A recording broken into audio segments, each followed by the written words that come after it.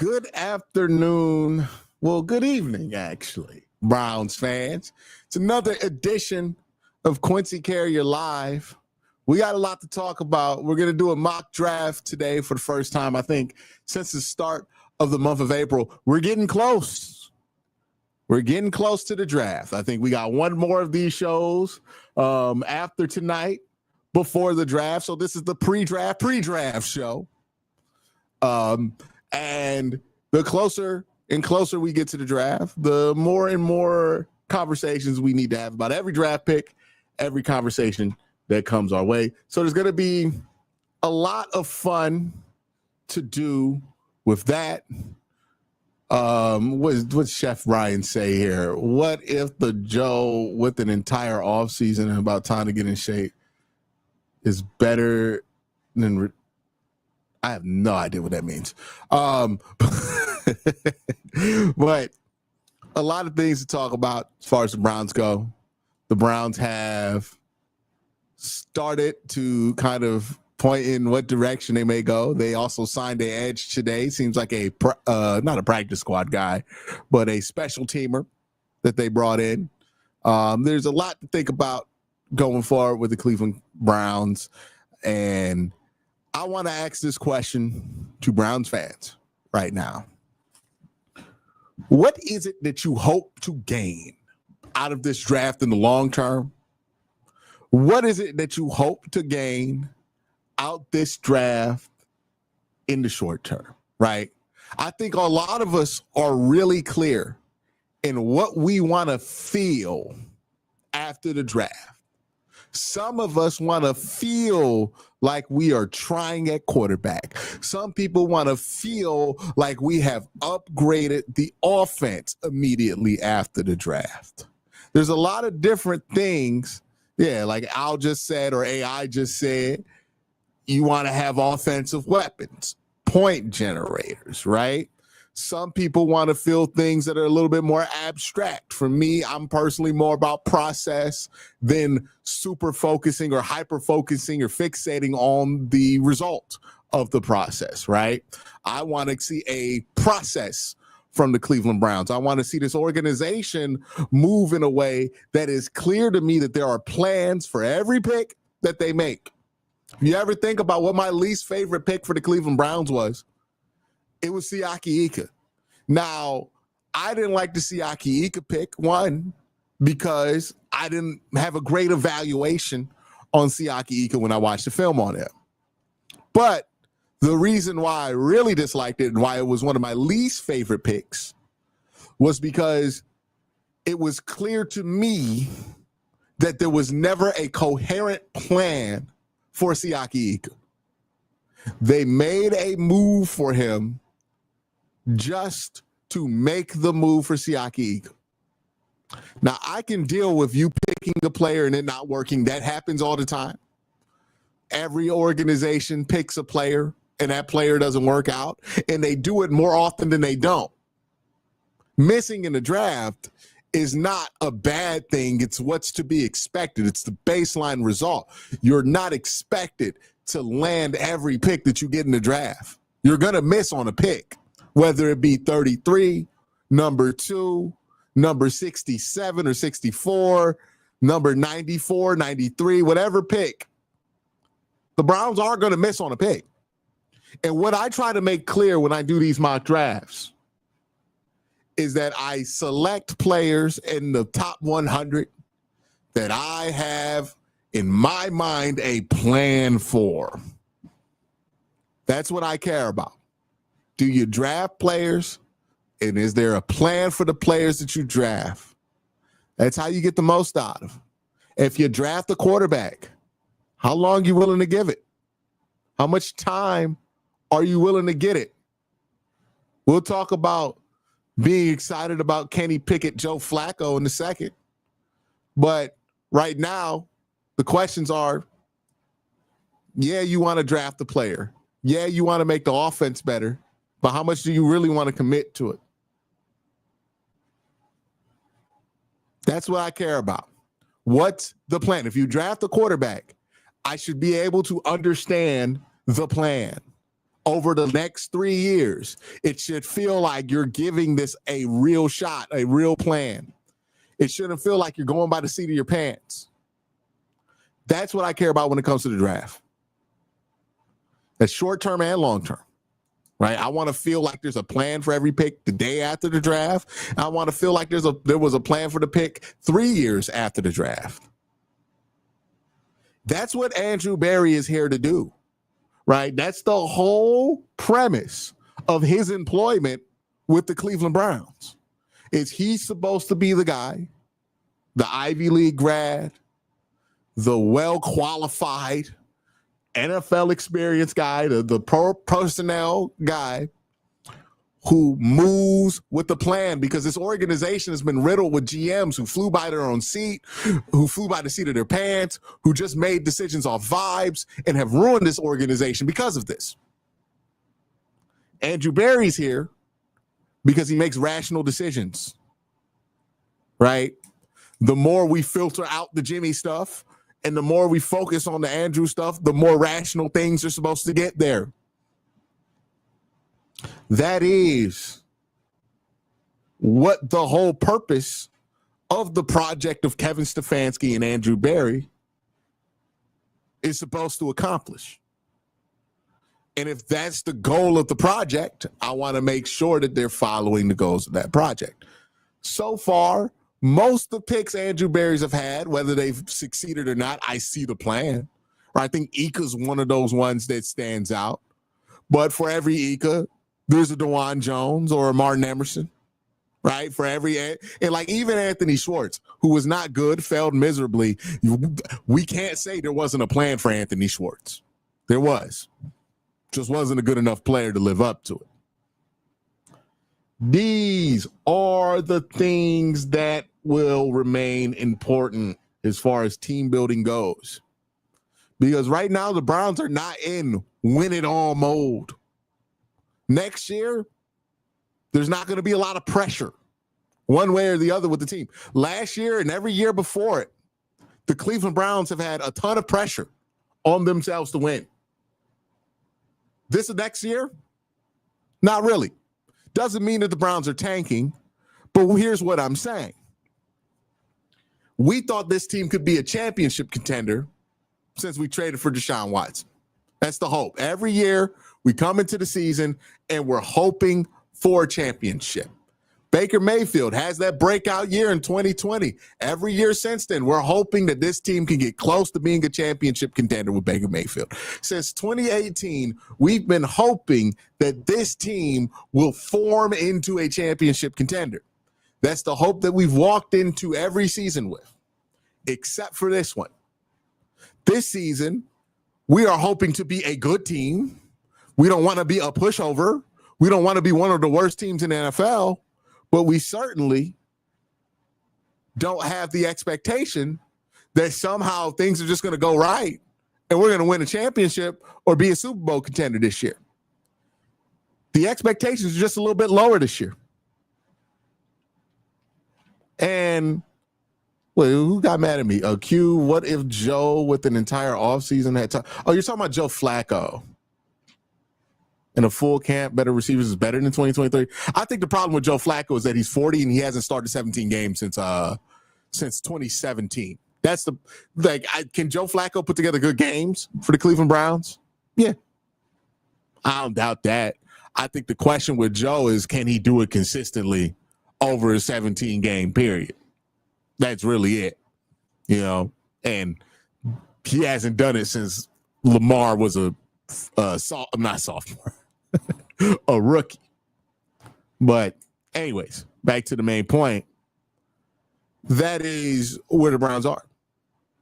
They don't have those expectations anymore. They don't have the lofty and high volted goals of being championship or bust. Right now, for the first time in a long time, Browns fans would be pretty stoked for a 10-win season. Like, 10-win season. Someone said, why can't Joe Flacco play well for an entire season?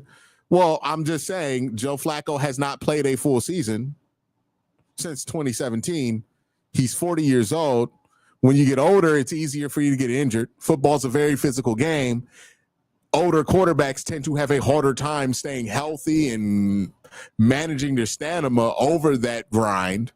It makes sense to think that Joe Flacco could not be Joe Flacco for 17 games. I mean, consistency is what happens. If you want to ignore that, okay, sure, you can call it irrelevant, but that's the truth of aging. You know, there's a lot of stuff I could do every day when I was 22, but now at 30, I can't do that shit every day. That's just the universe. You want to argue with me about that, you can argue outside with gravity. That's just the facts of life right there. As you get older, it gets harder to do things on a routine basis. If Joe Flacco being 40 didn't matter, Joe Flacco would have would have the same contract today that he had when he was in his peak in Baltimore. Joe Flacco wouldn't be a free agent in April. Joe Flacco would have been, somebody's franchise quarterback. He would have been the Browns franchise quarterback. Now, that being said, I'm not completely out on it. I just think that's a big question for Joe Flacco. Can he play 17 games? I think it's fair to ask somebody who hasn't played 17 games since 2017 if they can play 17 games. How is that not a fair question to ask? If I haven't done something since 2017, you're going to ask me if I can do it. If you haven't done something since 2017, people are going to wonder if you can still do it. If you're watching a pro wrestler and he hasn't done a backflip since 2017, you're going to wonder if he can still do a backflip. What's the big controversy about wondering if somebody can start 17 games if they haven't done it since 2017? Is that crazy? Hell, I mean, we wondered the same thing about Deshaun, and he ain't started 17 games since 2020. Joe Flacco is 2017 since he started 17 games. It is a fair question to ask. It is a very fair question to ask. We can't ignore that. He's gotten a chance. He was a starter in Denver. They traded for him to be the starter. He got benched both years. He was the starter for the Colts to start the season. They benched him. Like, he's gotten a chance to start more than 7 games in the season. He hasn't done it since 2017. It is a fair question. And even if he didn't get the chance, it would still be a very fair question. And even if he had did it last year, he's 40 years old. It is a fair question to ask if a 40-year-old man can play 17 games of football. I think that's fair. There are plenty of quarterbacks who were not 40 who could not do it anymore. Matt Ryan fell apart before he was 40. We're wondering the same question about Kirk Cousins right now. When you're 40 years old, people get to ask if you can play 17 games. That's it. Like, I think there's a strong chance, given the history of 40-year-old quarterbacks, given that he hasn't started 17 games since 2017, that you're probably going to have to play Kenny Pickett at some point. Not saying Joe Flacco's not going to give you some good games in those moments. He will. I have no doubt that Joe Flacco is going to have a 300-yard, 3-touchdown game. He's going to poop. He's going to hoop. The question is, how many games can Joe Flacco give you at that quality? And what does the downside to that look? What do the down games look like with Joe Flacco? But the ability to play well, I expect the Browns to look well quarterback to start the year. My concern is after you get past the bye week, the wear and tear of the season starts to weigh on him. His legs start to be less fresh. Then what does it look like? Because we haven't seen it since 2017. And 2017 was 8 years ago. Joe Flacco was 32 the last time he played 17 games. It's a different beast trying to do this at 32 and doing it at 40. And we can say it can't be worse than Deshaun Watson or Dorian Thompson-Robinson. Duh. That's not the question we're asking. We're asking, can Joe Flacco be a starting quarterback for 17 games? That is the question. That's the big thing in between that. If we were confident that Joe Flacco could play like he did in the last 6 games for 17 games, Joe Flacco would be making $20 million a year. He had a 4-year contract, and he'd be our quarterback. We wouldn't be talking about drafting anybody. But that's where we are. That's it.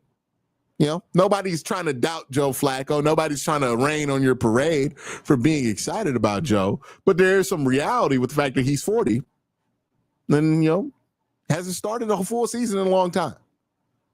You can't go into this blind of that, even if you want to support it. And here's what I will also say to people.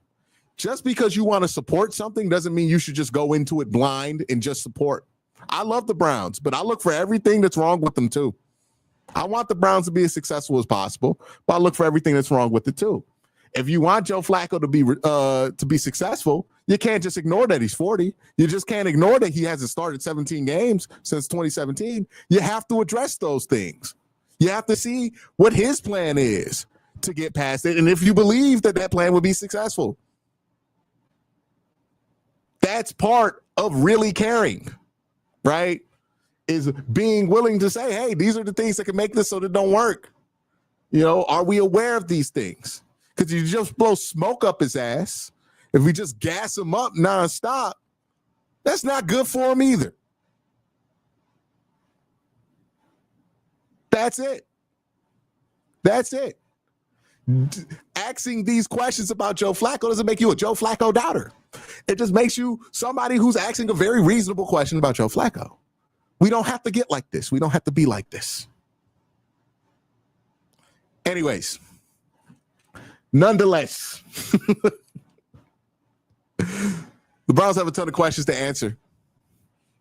The Browns have a draft on the horizon for themselves. And in this draft, they have 2 picks higher than any 2 picks that they've had since they drafted Greg Newsome. Think about that in the ground that covers, that the Browns would have, they haven't had a top 35 pick since Greg Newsome. This year they have 2. So that is what we want to talk about today.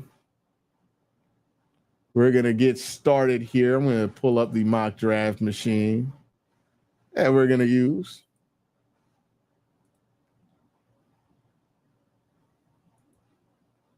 all right, so let's pull this up on screen here. Let me present it.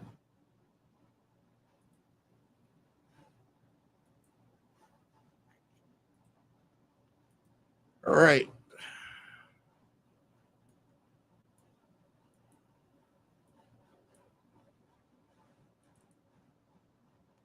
Give me 1 second here before we put it on screen.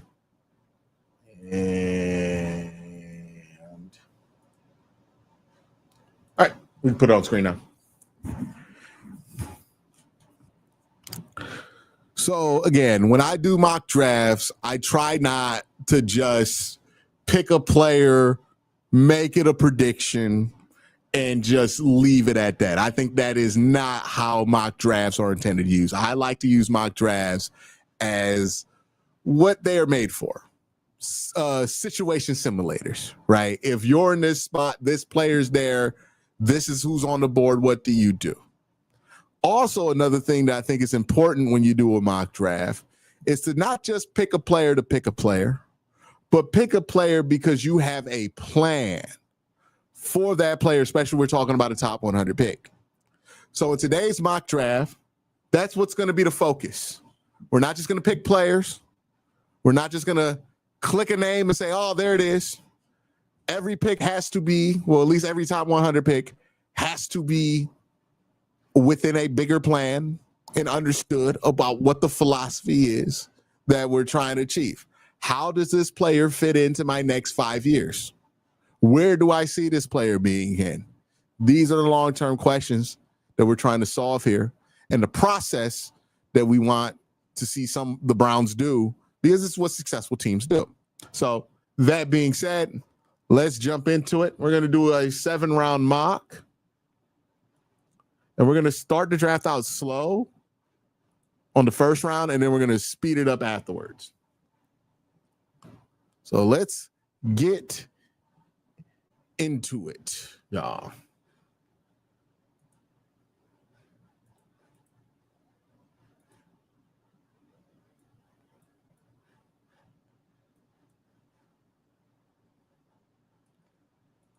All right. My check. All right, so we're not trading up. We're just going to start the draft. Cam Ward goes number 1 overall. Number 2, Abdul Carter, Travis Hunter. I am on record saying I love both of these players. Abdul Carter, I think, is a phenomenal edge prospect.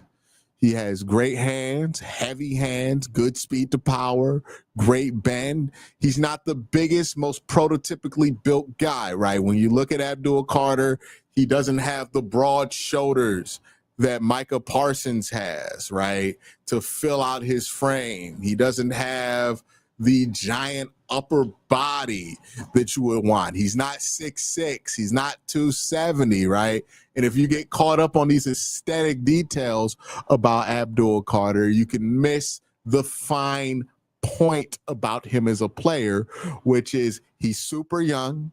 He's even younger than Travis Hunter. He's a really good edge rusher. He's only had his hand in the dirt 1 year, and he's as polished as there is in this class with hand fighting, with ripping, with he has different pass rush moves to his arsenal. He's polished. He's not some raw prospect, right, like an Odafe Owe that you're just asking to shoot out a cannon and figure out how to play football. Abdul Carter knows how to play football at a very high level.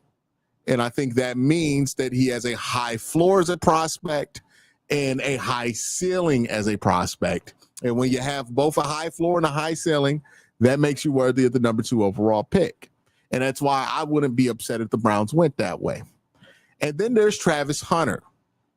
Travis Hunter is the most unique prospect in this draft class. And if we're just measuring players on their likelihood to be replicated in other draft classes, guys who have the same skill set of them, Travis Hunter is one of one. And here's where I come out on this.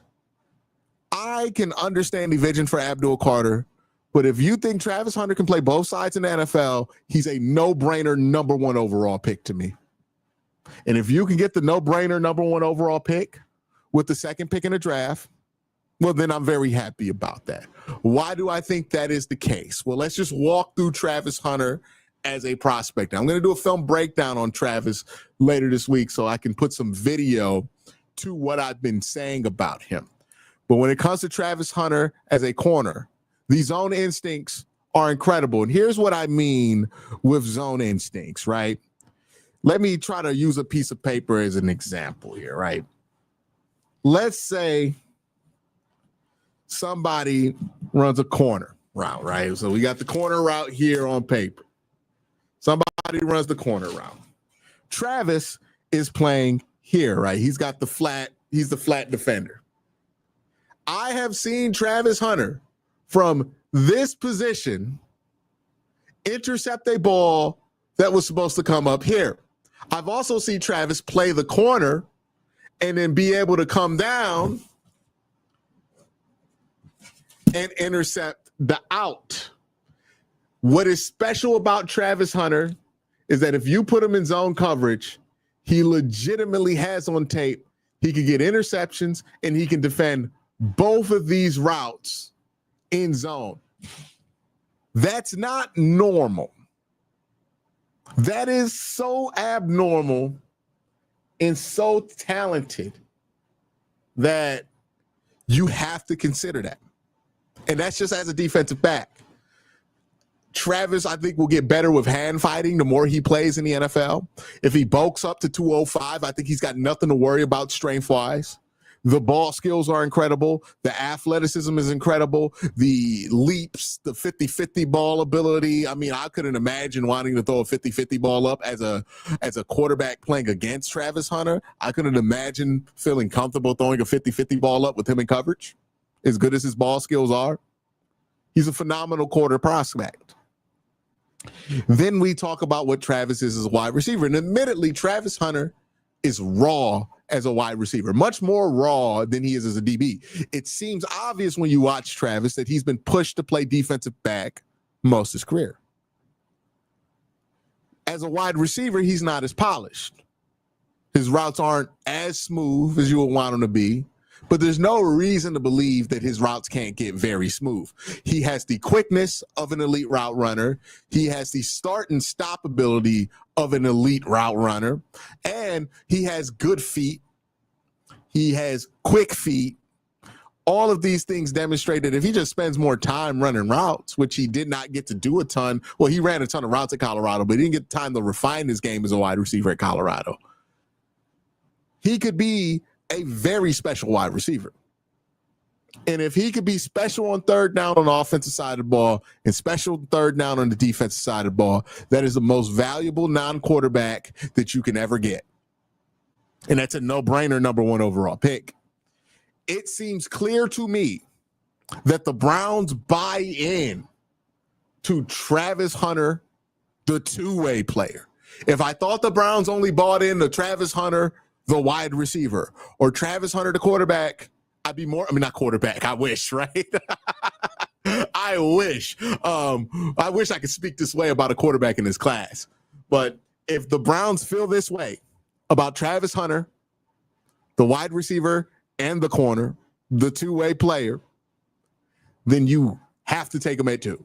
It's a no-brainer. This is a number 1 overall pick, quality caliber hit, potentially, with Travis Hunter. Travis Hunter could be generational. Travis Hunter can change the way that we view prospects going forward. Travis Hunter can change the way that we play football. That is why, if you're bought in on the plan with Travis, if the Browns have a plan to play him 2 sides, and I think there is a plan that you can enact where he plays about 700 snaps on offense, 300 on defense, and he can be impactful on both sides of the ball, I think there's a way to do it. And I think that kid can do it. So that's why he's the number 2 overall pick. We're going to turn that card in, and now we're going to watch the board carefully to see what happens with quarterback here. So Abdul, Will, Jalen, Genty, Michael. All right, so we're at pick 15, and this isn't pick 15, and only 1 quarterback off the board in the top 10. I wouldn't be surprised if this happened. I know a lot of people think Shedor's going to go 9 there to New Orleans. And with Derek Carr hurting his shoulder, it makes it a little bit more possible. But right now, Shedor has fallen out the top 10 and likely out the top 15. Let's keep watching. Kenneth Grant, Gray Zabel. Shedor Sanders went 18th to the Seahawks. That's not the craziest thing I've heard of. So Shedor's off the board here, right? Now we're sitting here 21 with Pittsburgh. What happens here? They go Jackson Dart. Okay. So Jahdae Barron, Trey Amos. All right. Maxwell Harrison. Let's see where Kansas City goes. All right. Pause. They went Tyler Booker. All right. Now we get to the second big conversation about the draft here. How much do we want to commit time-wise to pick 33? Because you can spend time. There are 3 levels of decisions you can make here. You can make a choice here at 33 that requires very little time for you to invest in, very little risk about what you can and can't draft going forward. For example, if you draft Travion Henderson here, you don't got to give that pick a ton of time. It's not going to stop you from drafting other running backs, even in this draft class, let alone other draft classes. You're not sacrificing much in the future to take Travion. Now, if you take Josh Simmons, well, you are committing a little bit more time because that's somebody you're going to want to develop into a left tackle solution. So it means, hey, This is your left tackle solution. If you get to the 2026 draft and the left tackle's there, you're going to have to say no because you took Josh Simmons last year and you're developing Josh Simmons. So that would factor in to your decision here. And then we have the pick you would have to commit the most time to, which is Jalen Milroe. Jalen Milroe would be a 2 to 3 year project if you want to do this right. I know people get these ideas about drafting a quarterback every year. That's not a successful strategy. The reason I don't think that's a successful strategy is because you have to commit to a quarterback once you draft them. If you're just drafting a quarterback every year, you're spending no time committing to him, and you're basically hoping that you draft somebody and you find a diamond in the rough and then you just get lucky. That's not a way to find a quarterback.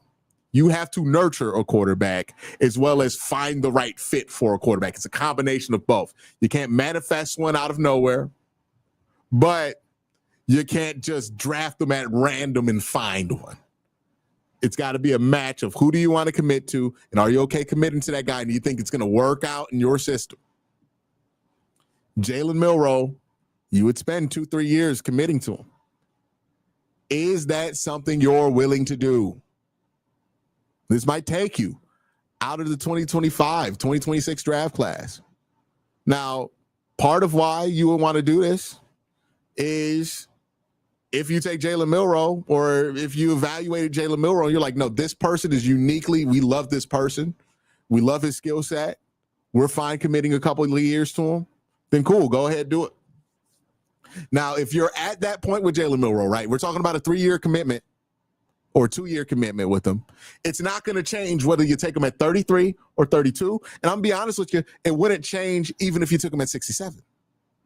So if you like Jalen Milroe and you want to take him at 33, I think it makes the most sense in the world to just get the 5th-year option to protect yourself if you do hit. Right? Because if you're talking about sitting him for a year and then playing him, you're talking about by the end of year 3, knowing if Jalen Milroe is going to be a franchise quarterback or not. And then by then, you would have to already extend him. If you give yourself that 5th-year option, you give yourself more time to figure it out. So to get 32, I don't think it would be very difficult. This would be a pretty mutual swap. We'll give him Seattle 7th next year. And they should be willing to take that along with 33. So that's what we're going to do. I don't anticipate this trade being very expensive. You trade into the 1st, and you take Jalen Milroe. You get the 5th-year option. It's worth the day 3 pick next year you're going to have to give up. And you say to yourself, this is who we're committing to. For better or worse, till death do you part. Baby, please. Jalen Milroe is the choice. Comment in the comment section if you got the reference there. But that's who you're going to go with at 32. Let's turn the card in. All right.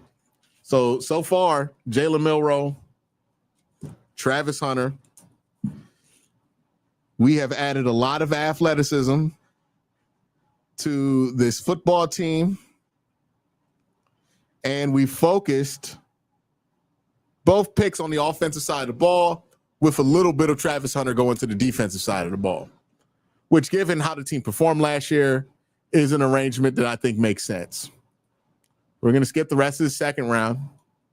And look, there's some good players in the second round that are coming off the board here. And we're going to go to 67. Now, there's a number of ways you can go about pick 67. We're not going to do quarterback. Running back, Caleb Johnson is there. I think that's probably going to be the pick. I'll explain why in a second. Wide receiver, Jack Beck is there. Jaden Higgins. Those are only 2 I would consider going here. Tight end, Harold Fanon. And is there any tackles? Ezri, Connor Williams. All right, so we're going to go Caleb Johnson. Why Caleb Johnson? Caleb Johnson not an explosive athlete, right? Kind of reminds you a lot of Arian Foster. But what I think Caleb Johnson does really well is he has really good zone eyes. He is really good at reading his keys, getting to his spaces, and maneuvering in space. I think this dude's just good at football. I think he makes a ton of sense. Get you a big body there, too. He's 6'2", 200-plus pounds. So a big body running back, somebody who's going to be able to make big plays for you. You want a difference maker at the position, somebody who could take over the starting responsibility for Nick Chubb if you can't bring him back.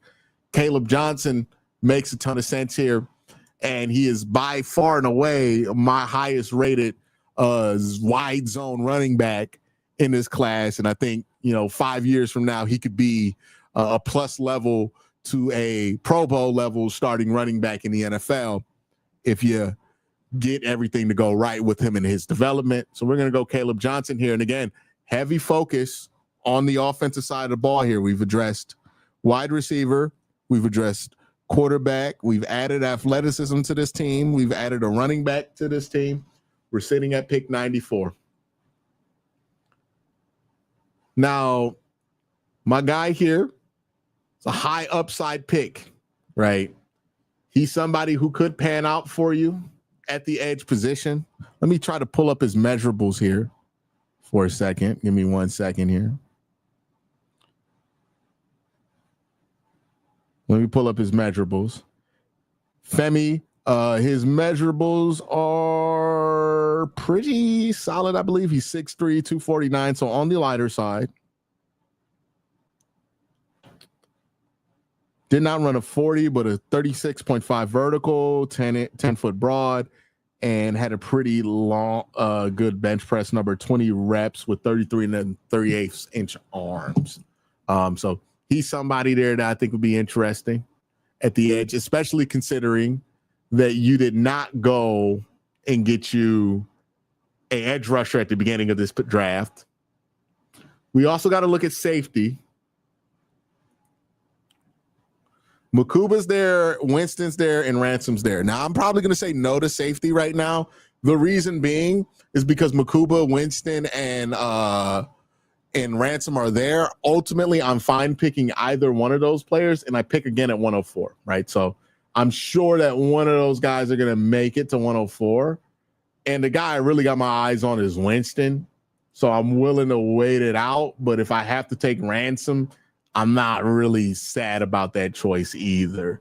Linebacker, I can wait on linebacker a little bit.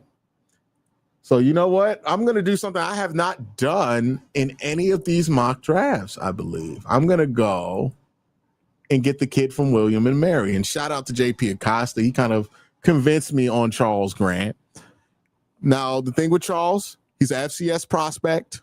So did not get to play against the big boys, got hurt at the end of the season. So he didn't get to do the Senior Bowl or the Combine. So he might be off the radar for you. But he's a really good athlete at the position, moves really well, gets from one side to the other. He would be a true developmental prospect. He could be a tackle. He could be a guard. I tend to think the Browns need to add a prospect there on the offensive line.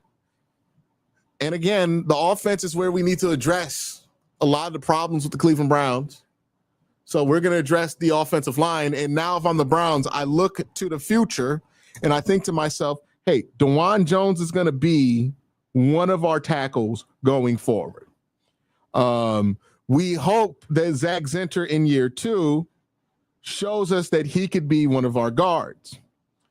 Posick is young enough. Wyatt Teller is young enough that they're going to be there for the next couple of years. At the tackle position, we're starting to get younger and younger, and that's where somebody like Charles Grant, who could be a tackle, could be a guard in the NFL, works in your favor. So let's go Charles Grant here. Makuba went, but Kevin Winston's there, so I'm going to go Kevin Winston here. The reason I'm going Kevin Winston, safety out of Penn State, super young player. I think he would have been a first-round pick if he just stayed healthy. He's coming off an ACL injury, so there's a bit of a wait-and-see thing there, right? But if I'm going to draft a player who has to wait a little bit, right? You have to wait on a little bit on one side of the ball. I am fine doing it on the defensive side of the ball where I need less help. Right. Offensive side of the ball, it needs help. You need guys who can play right away. Jalen Milroe can help you right away and packages running the ball. Travis Hunter is going to help you right away on the offensive side of the ball. Same thing with Caleb Johnson. But now we're going to go for the defensive pick. I think Kevin Winston, highest bang for your buck, highest upside at the safety position. He could be the answer for you with the 4th round pick. So we're going to go Kevin Winston here. And we're going to have a pretty large gap now, I believe, between our next pick. But we're going to go Kevin Winston. We're going to take him off the board. It just makes sense there. And we're going to roll through this draft.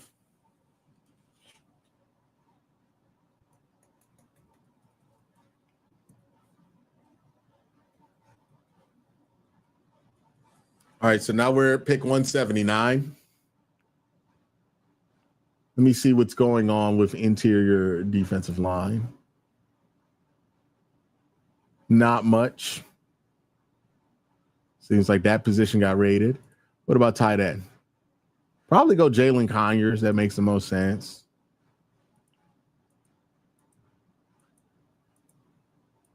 Let me see what DBs are available.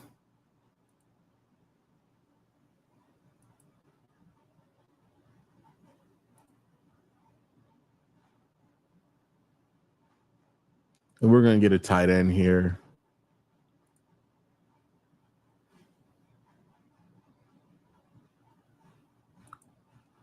Yeah, let's go tight end.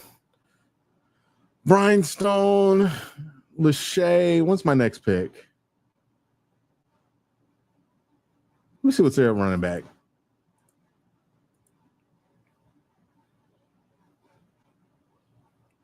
Yeah, if ETN was here, I would have took him. Jadon Blue's here. Let's take Jadon Blue. Yeah, and then we could get Lachey with the next pick.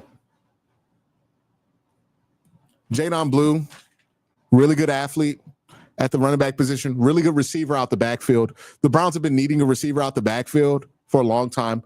The problem with him is that he fumbles.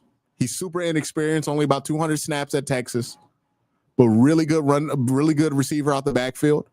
And I think that's a skill set that the Browns need desperately. And if you're spending a 6th round pick on a guy who can come out the backfield and as athletic as he is, he ran like a 4.25 at his pro day, then I think that makes a ton of sense, right? Now we're sitting here at pick 192. Let's go Brian Stone. And then we'll go Lachey next. Just get you some bodies in that tight end room. We're going to be running a lot of heavy personnels this year, or more heavy personnels this year than last year. So let's get some bodies in there that can handle that. Let's get Lachey here. And then the last pick here, let's see. Not a ton of defensive players drafted in this mock, which was not my intention, but is how the board fell.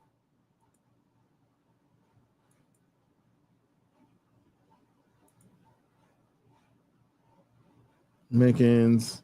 I already took another running back, right? Yeah, I took a running back already. Did I?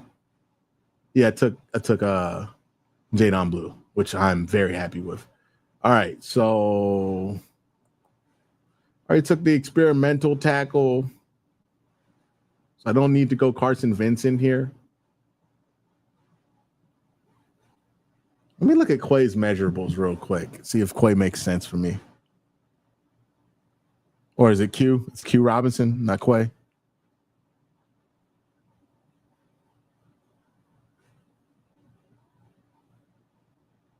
Yeah. Let's take Q. Let's take Q. Let's go Q here. Get an edge. Oh, wait, let me see what his 10 split was.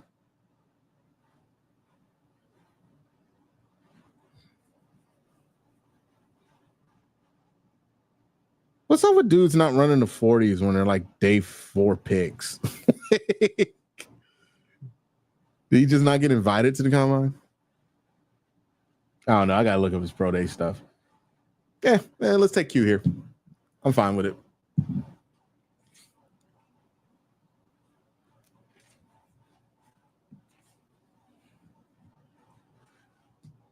All right, pick 255. So we're gonna look through this and see if there's any UDFAs we give out. So we're at 255. Let's go through the board. I give Cam Miller a UDFA invite. So Cam Miller, let's invite him to rookie camp. So Cam Miller, invite him to rookie camp. Not a full UDFA contract, but invite him to rookie camp. Jordan James, let's give him a UDFA contract. Let's see.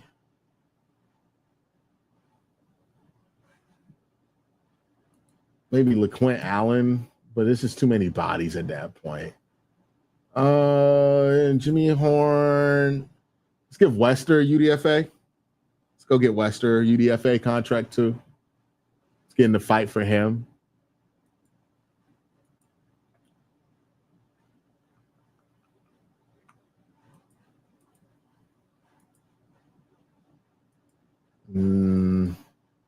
Maybe Mahim.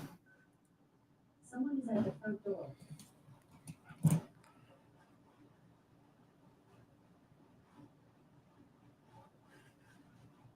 Give me 1 second, y'all.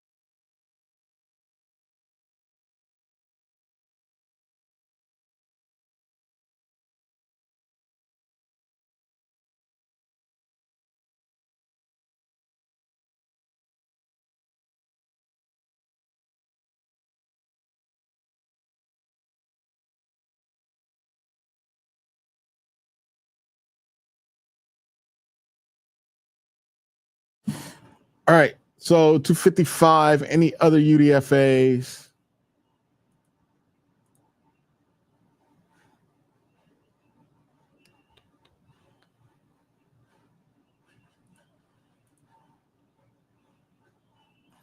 All right. So we got our UDFAs out.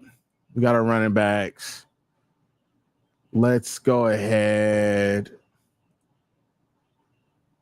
and take Jackson Woodard.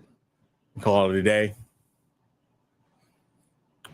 But that is the mock draft situation. Let's jump in and see what the individual team thing looks like. So we got Travis Hunter, Jalen Milroe, quarterback, wide receiver combo. Caleb Johnson at a running back there. You're going to really make progress on what's going on with your offense there. Charles Grant could be a guard, could be a tackle.